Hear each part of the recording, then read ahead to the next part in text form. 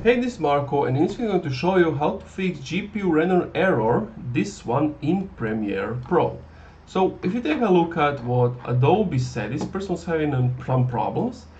So what you want to do is go to Project Settings, General, Render, Mercury Reply Engine, Software, and to work around the issue.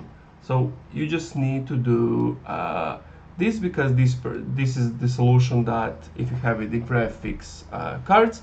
And the reason why this works is because of what this person explained. Now, if that doesn't work for you like it didn't for this person, what you need to do is open Task Manager, close all Adobe Creative Cloud services running in the background, reopen Premiere Project, select CUDA in the project settings, and that should properly work right now.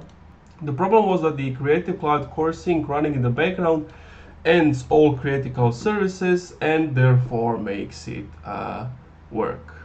And that's it. Thank you for watching this video. If you enjoyed, leave a like, comment, subscribe.